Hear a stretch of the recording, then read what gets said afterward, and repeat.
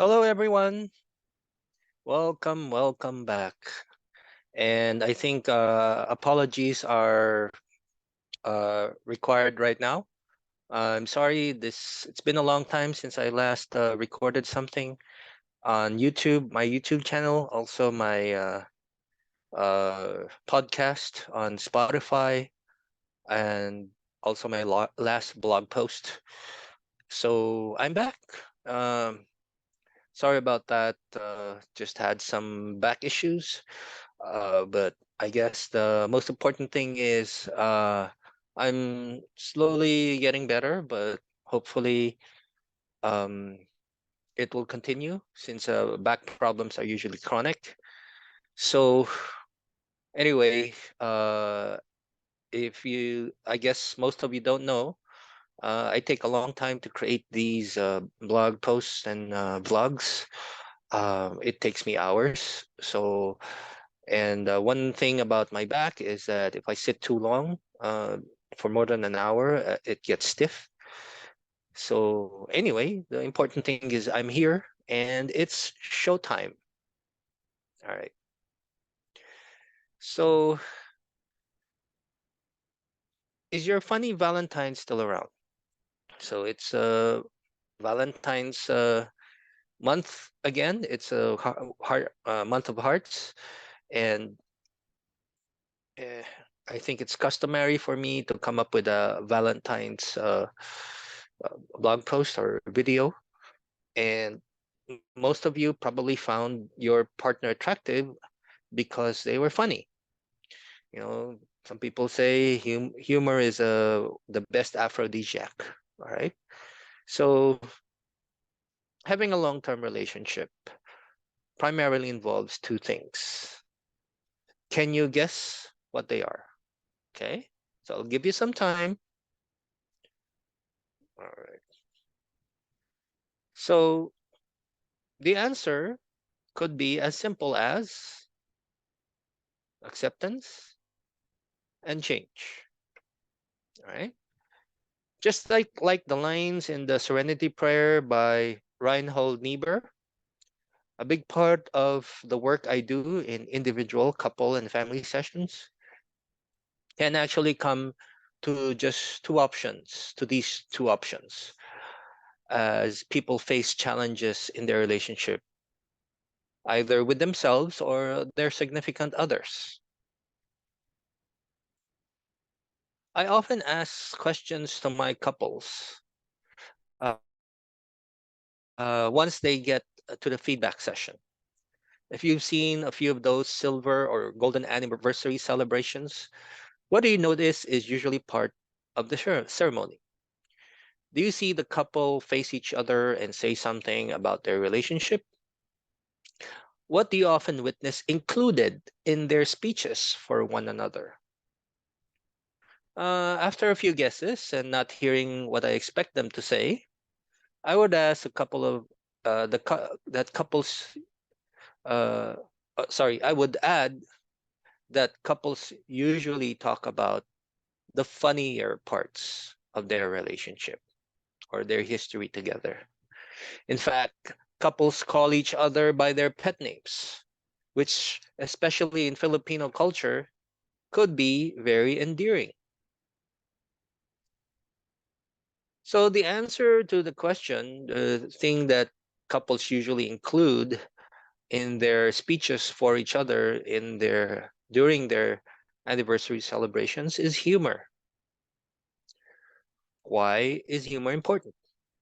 Because humor signifies a level of acceptance that couples have for each other, knowing that certain things are difficult for them or their partners to change. It also involves a greater awareness of their benign, albeit hidden intentions.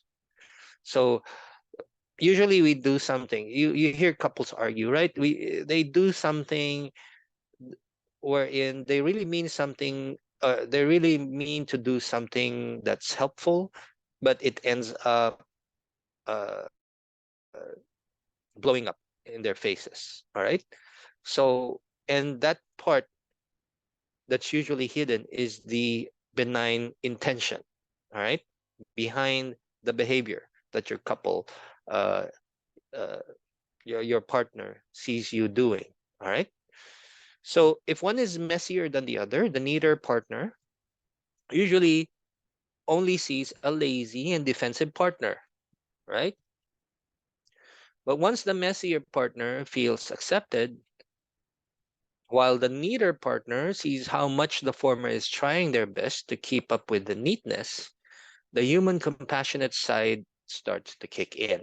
So again, if that in hidden but benign intention is seen, then the partner who's probably the aggrieved partner here, or the complaining partner here, uh, all of us, any one of those couples out there, we all have a compassionate side, because like it or not, your partner will probably forget the way you want the stuff on the kitchen counter to be arranged. In other words, it's not going to be perfect most of the time. So let's first talk about acceptance. Remember, acceptance and change. Those are the two things that are mostly included in couples who are able to continue with their relationship in the long term. All right. Again, this is not about right or wrong, good or bad. You can end up with a separated relationship. Doesn't matter, right? I'm just talking about couples who have. Doesn't mean you're less of a person. It doesn't mean you're a failure. Okay. It's just that this is what the science is saying about how couples are able to stay together for long periods of time. So let's first talk about acceptance, and why it could be your road to change. See, there's a paradox here, right? Uh, Carl Rogers once said something like, "S- the paradox within human beings is that when we feel accepted, then we change. So it's easier for us to change when there's a sense that we are accepted." Please note, though, that acceptance is never something we can demand from each other, nor can we demand it from ourselves. All right. It's something like you can't choose to be happy. You can't choose to be sad. It's something that comes out naturally. Here's a quote from Dr. Christensen, Brian Doss, and Neil Jacobson. Change is the brother of acceptance, but it is the younger brother. When acceptance comes first, it paves the way for change. It is understandable for couples to come to therapy thinking that they're there to follow certain rules about how to change their partners, or how to change the way they communicate with one another. Basic, right? Because, you know, this guy's the expert. Well, he knows what we should do or should not do. There are a lot of shoulds that go on in a difficult relationship. Isn't this the reason why they came to a trained counselor in the first place, right? Common sense. Well, if you find your counselor providing simple solutions to many of your communication problems, then maybe that's a sign you might have to go elsewhere. Why? Because those very same simple solutions are probably nothing new to what you are already doing. If psychology was done this way, then there is no need for its study. All we would need is some good old common sense. Make sense? All right. For example, simple solutions like making plans for a partner to pick up their socks when they remove their shoes and put them in the hamper. Couples who agree to these types of interventions usually end up fighting about the rules learned in counseling. So you're not just fighting about the socks, you're now fighting about the rules you agreed upon while you were doing your therapy. It can also breed resentment. This is another side effect of that. Can also breed resentment in the partner who is not sided with by the counselor. Okay, since Nathan said that I should do this and I should see how it is that my partner is right, and I'm probably asking for too much, or maybe I'm wrong for doing that.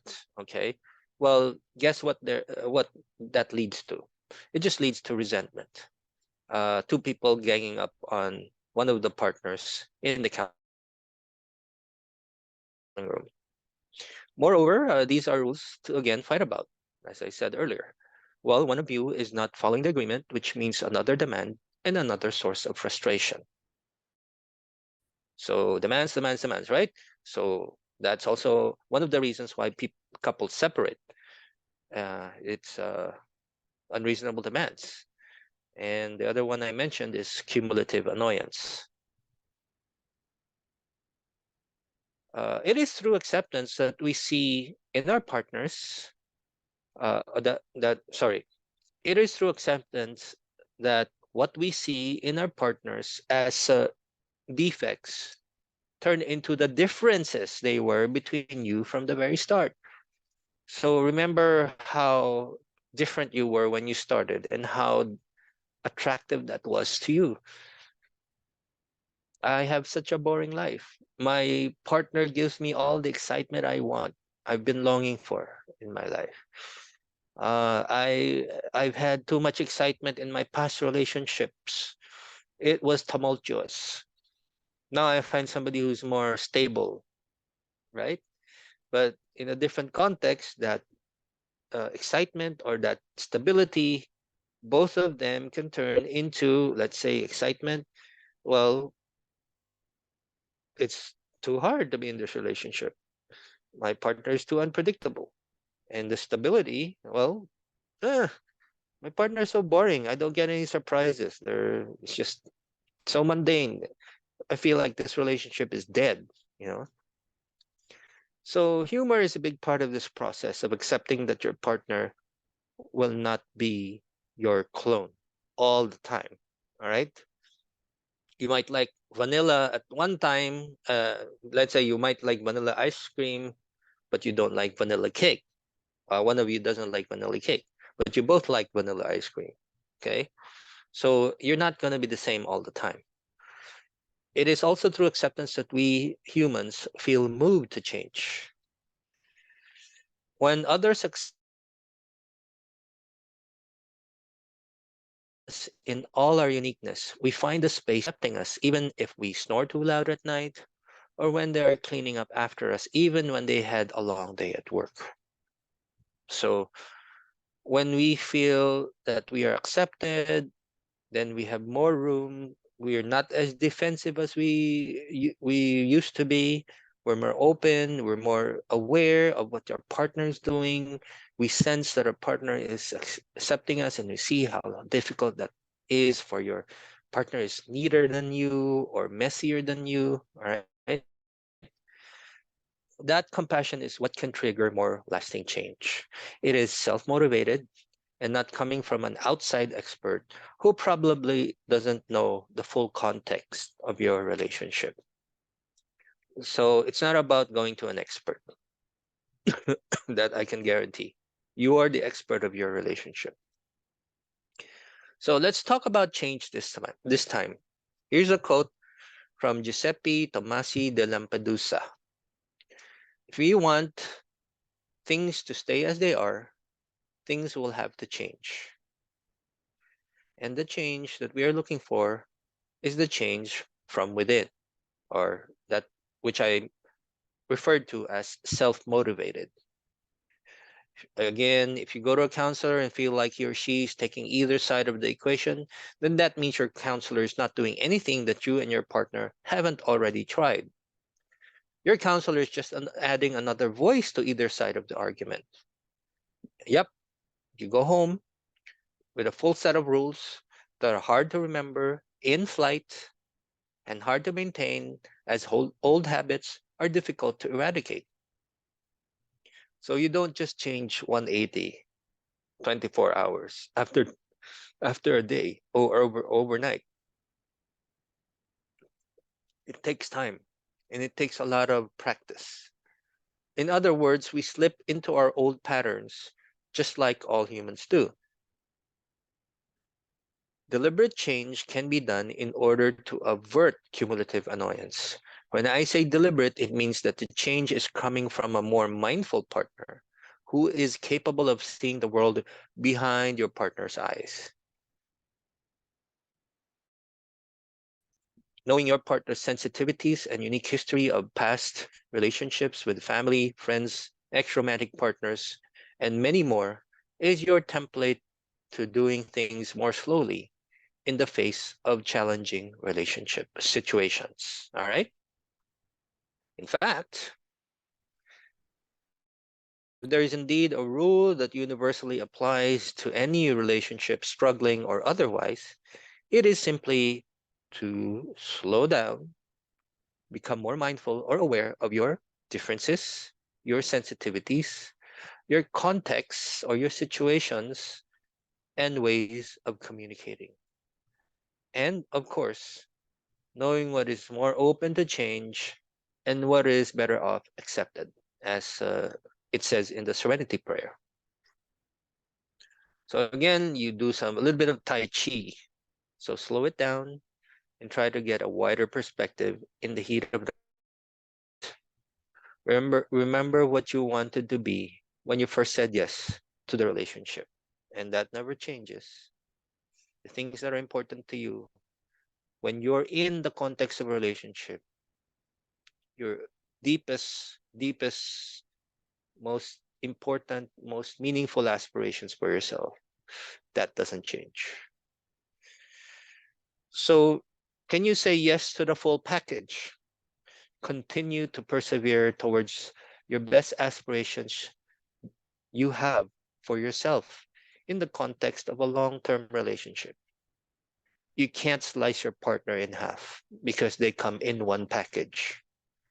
You only have to remember what you cared about deeply as you jumped into this relationship. Maybe that holds the key, and having a good sense of humor about your differences can be one of those endearing things about your partner. Okay? So that's it, folks. And I hope I can do this more regularly again if my back holds up. So it took me several days to do this because I have to rest my back and come back to a seated position to do this. Okay, so you guys take care, and I hope you enjoyed this one. Bye bye for now.